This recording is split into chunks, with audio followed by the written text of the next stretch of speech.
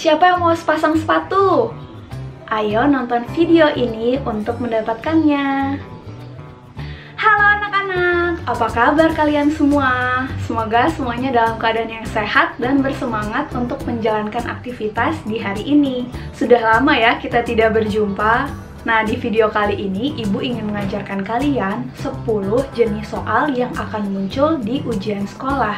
Tanpa berlama-lama, mari kita lihat videonya. Biasanya soal matematika di ujian sekolah terdiri dari pilihan ganda dan uraian. Namun di masa pandemi ini mungkin sekolah kalian akan memperkirakan untuk menjadikan semua soalnya adalah pilihan ganda. Nah, ini adalah kesempatan kalian untuk meraih nilai setinggi-tingginya.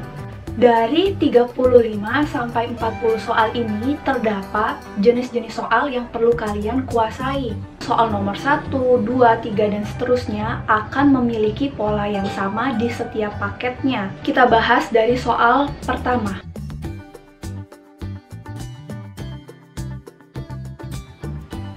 Nah, di soal nomor 1 ujian sekolah ini, jenis soalnya yaitu penjumlahan atau pengurangan bilangan cacah. Yuk kita lihat contoh soalnya. Penjumlahan dan pengurangan secara sederhana. Maka kita buat bertingkat saja ya penjumlahannya. Kita tulis, ingat harus ditulis secara sejajar. Jangan sampai ini ditaruh di depan. Ini 6, ini 3, ini 2, 2 tambah 4, 6. 3-nya diturunin. Oke, sekarang hasil ini seperti biasa kita kurangi dengan ini ya. Karena 200 tidak bisa dikurangin 300, maka kita pinjam ribuannya dari 6.000. 6.000-nya jadi 5.000. Ini 2-nya jadi 1.200 atau disingkat jadi 12. 12 dikurang 3. Hasilnya 9. Oke, karena ini tadi sudah dipinjam, jadi 35. Nah, maka hasilnya 35.916. Nah, tapi akan beda ceritanya jika ini diberikan tanda kurung. Maka yang pertama harus dikerjakan adalah yang ada di dalam kurung ya.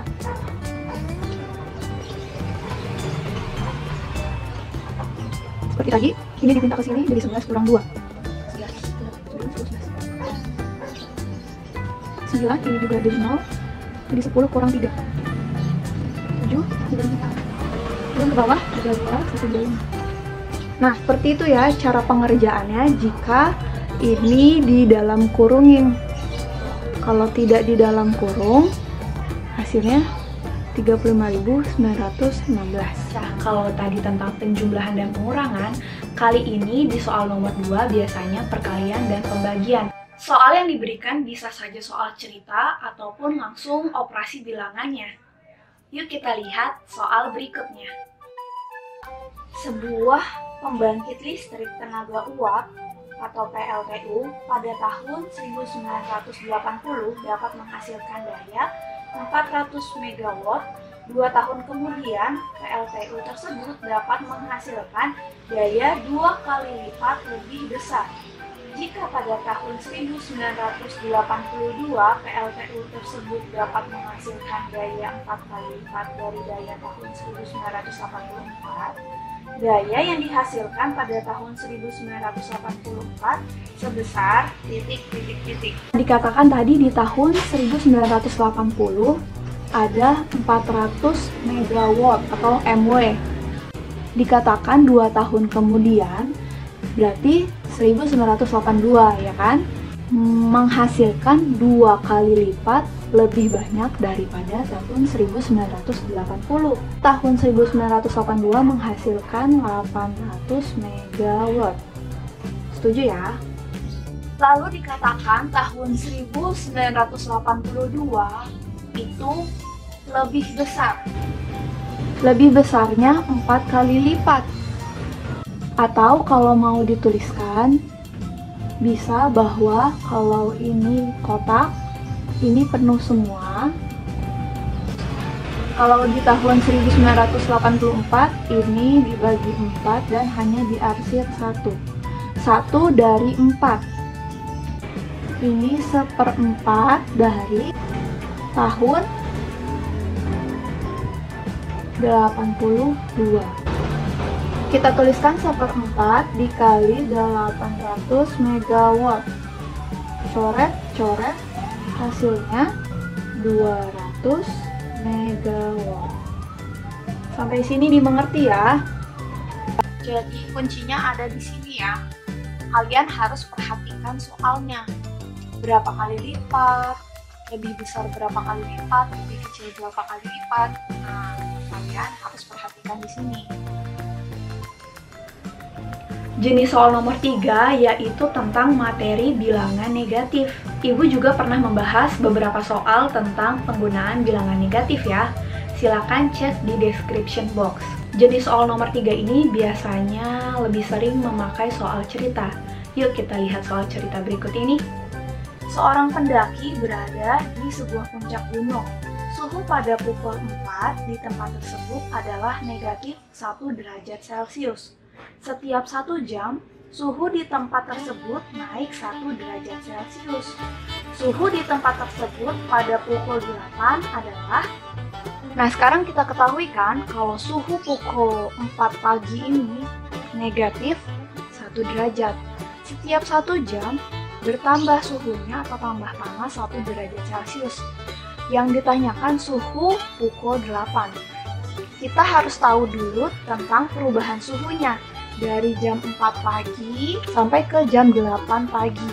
Menghasilkan 5, 6, 7, 8. 4 jam. Berarti kenaikan suhunya 4 jam dikali 1 derajat Celcius. Karena ini kan tadi dikatakan setiap 1 jam naik 1 derajat, berarti dikali 4. Maka kita dapatkan bahwa suhu awalnya yaitu negatif 1 derajat Celcius ditambah kenaikan suhunya 4 derajat Celcius menghasilkan 3 derajat Celcius. Oke. Masuk di nomor 4 dan nomor 5. Ini membahas tentang bilangan berpangkat 2 atau bilangan berpangkat 3 dan soal tentang akar pangkat 2 dan akar pangkat 3. Langsung saja kita lihat contohnya ya. Di sini ada 14 pangkat 2 ditambah 16 pangkat 2. Mudah ya, berarti 14 dikali 14 ditambah 16. Nah, mau tidak mau kalian harus mengingat hasil dari akar pangkat 2. 14 kali 14, 196. Sedangkan 16 pangkat 2 adalah 256. Maka kita jumlahkan hasilnya 452. Perhatikan pada layar. Akar pangkat 3 dari suatu bilangan dapat ditentukan dengan tabel yang muncul di layar kalian ini. Kalau kita lihat di sini, bilangan dalam akarnya kan 12.167. Ada di antara 8.000 sampai 26.900. Maka angka puluhan hasilnya yaitu 2. Oke. Sekarang kita lihat akhirnya 7. 7 itu merupakan hasil dari 3 kali 3 kali 3. 27 atau 3 pangkat 3. 27. Nah, hasilnya itu 7 kan? Kalau misalnya 4 pangkat 3, hasilnya 64. Belakangnya ini 4 atau 5 pangkat 3. Hasilnya 125. Nah, ini belakangnya 5. Jadi kita ambil yang tepat adalah belakangnya itu hasil dari 3 kali 3 kali 3. Coba kita menggunakan kalkulator ya. 34 kali 34 dikali 34. Hasilnya 39.304. Seperti pada tabel, 39.304 ini ada di antara 27.000 sampai ke 36.999. maka hasil puluhannya itu adalah 3. Oke, tadi kita juga sudah mencari kalau belakangnya 4 itu hasilnya dari 4 pangkat 3, 64. Nah, kita taruh 4 di sini. Jadilah cara cepat untuk menghitung akar pangkat 3 suatu bilangan. Namun kalau kalian mentok banget, caranya dari pilihan ganda kalian pangkat 3 saja. Jadi soal jenis nomor 5 ini sudah pasti kalian bisa mengerjakannya. Untuk jenis soal nomor 6 akan membahas tentang kelipatan dan faktor. Di jenis soal nomor 7 kita akan mengerjakan soal FPB dan KPK. Di sisi sebuah jalan sepanjang 525 meter akan ditanam pohon setiap 15 meter. Jika pada titik awal jalanan tersebut sudah ditanami 1 pohon, banyak pohon yang ditanami sepanjang jalan tersebut adalah... Nah, kita bisa menggunakan diketahui panjang jalannya 525. Setiap 15 meter akan ditanami 1 pohon. Yang ditanya berapa pohon? Kalian bisa menggunakan ilustrasi. Contohnya kalian gambar jalan, dituliskan panjangnya 525. Nah, di ujung awalnya kan dikatakan bahwa ada 1 pohon. Setiap jarak 15 meter akan ditambahkan 1 pohon lagi. Begitu juga di sini. Sampai panjangnya 525 meter. Nah, caranya berapa pohon? Sudah ada 1 pohon di ujung jalan. Ditambah dari 525 dibagi 15. Ya kan, setiap 15 meter dapat 1 pohon. Ini 1 pohon yang tadi ditanam pertama kali di ujung jalan. Nah, ini kalian sering terkecoh di sini. Kalian hanya membagi 525 dibagi 15. Padahal di keterangan soal ceritanya ada 1 pohon yang ditanam di ujung jalan pertama kali. Maka didapatkan 1 ditambah 35. Hasilnya ada 36 pohon. Sebuah koperasi akan menjual sebanyak-banyaknya paket sembako murah yang berisi beras dan gula. Koperasi tersebut mempunyai beras sebanyak 96 kg dan gula sebanyak 84 kg.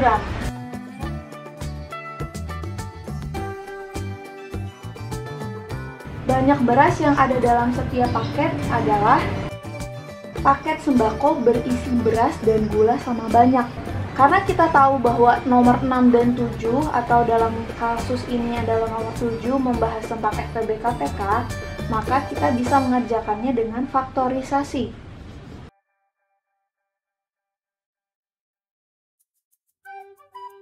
Kita dapatkan FPB-nya 12. Karena pertanyaannya berapa banyak beras yang ada dalam setiap paket, kita bagi 12 kantong atau 12 paket. Hasilnya 8 kg. Jadi dalam 1 paket terdapat 8 kg beras. Lanjut ke jenis soal nomor 8 dan 9. Di sini kalian akan mengerjakan soal tentang pecahan, baik itu pecahan campuran, pecahan desimal, persenan, dan lain-lainnya. Ini pernah Ibu bahas, kalian bisa cek description box atau komen di bawah, akan Ibu taruh linknya ya. Sebelum mengurutkan, kita harus menentukan dulu nih, kita harus membuat pecahan-pecahan ini menjadi apa? Mau pecahan biasa, pecahan desimal, atau pecahan yang seperti apa? Biar lebih mudah, kita jadikan pecahan desimal saja ya. Sama dengan 4 dibagi 6. Karena tidak bisa kita taruh 0 di sini. 6 yang mendekati 40. 6. Hasilnya 24. 6 lagi. 6. Dan seterusnya. Maka kita simpulkan bahwa 4/6 adalah 0,66. Karena ini seperti 1/3/4. Satunya dibiarkan saja, kita cari 3 dibagi 4. 0. kita kasih bantuan yang 4 mendekati ke 30, berarti 4 kali 7. Hasilnya berapa? 28. 30 kurang 28, 2. Minta bantuan lagi. 4 dikali 8 supaya jadi 20, berarti 4 kali 5. Nah, kita bisa tulis di sini 1,75. Sebenarnya kalian juga bisa mengingat bahwa 1/2 itu adalah 0,5, 3/4 itu adalah 0,75, dan misalnya 1/4 adalah 0,25. Nah, itu yang paling sering dan mudah untuk diingat ya. Jadi kita bisa lihat di sini mana yang paling besar. Dari keempat ini mana yang paling besar? Ya, ini pemenang pertama. Yang kedua 1,75. Ini pemenang kedua. Lalu yang ketiga, mana yang lebih besar? 0,5 atau 0,66? Ini yang ketiga, dan yang terakhir 50%. Dan di nomor 9 barulah kalian bisa mengerjakan soal tentang operasi bilangan pecahan.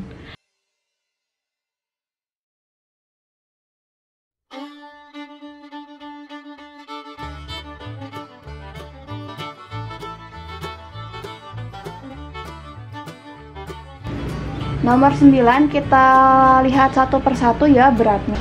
Kentang ada 12, 2/5 ton. Artinya kalau didesimalin 12,4 ton.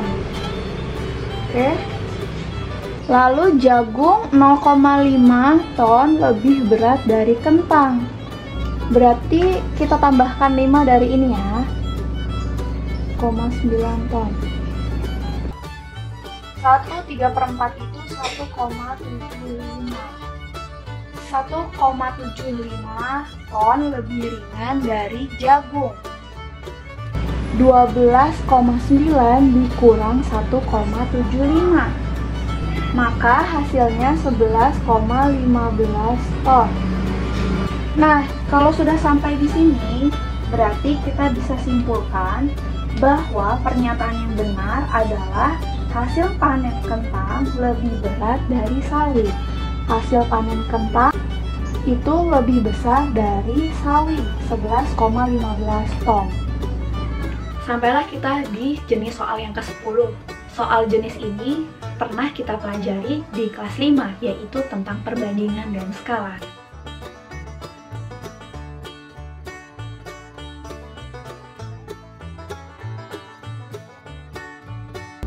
Di sini kita harus bisa menulis dengan teliti ya, perbandingannya 5:4. Di sini kita harus tuliskan dan cermati perbandingannya 5:3. 5 untuk tinggi kelapa dan 3 untuk tinggi pohon rambutan. Dan rambutan dikatakan 1,5 meter. Yang ditanya berapa meter pohon kelapa. Kalau kalian lihat secara logika, perbandingan 5:3. Berarti pohon kelapa akan menjadi lebih besar daripada 1,5 atau lebih kecil daripada 1,5? Ya, betul. Berarti jawabannya nomor A sudah pasti salah ya, karena itu lebih kecil daripada 1,5 meter. Tinggi pohon kelapa dibandingkan tinggi pohon rambutan. Jadi yang diketahui kita taruh bawah ya, sama dengan perbandingannya yaitu pohon kelapa 5 dan rambutan 3. Tinggi pohon kelapa dibandingkan tinggi pohon rambutan yang sudah kita ketahui adalah 1,5. Sama dengan 5 dibagi 3. Yang bawah dikalikan ke atas. 1,5 dikali 5 dibagi 3. Hasilnya 2,5 meter. Terbukti ya bahwa kelapa lebih tinggi daripada rambutan, sehingga perbandingannya 5:3. Oke anak-anak, sampai di sini dulu ya video kali ini. Terima kasih anak-anak sudah bantu ibu dengan pencet tombol subscribe dan like, serta memberikan komentar yang positif di video ibu. itu menambah semangat ibu untuk memberikan kalian ilmu-ilmu yang berguna. Oke, sampai jumpa di pembelajaran berikutnya. Bye!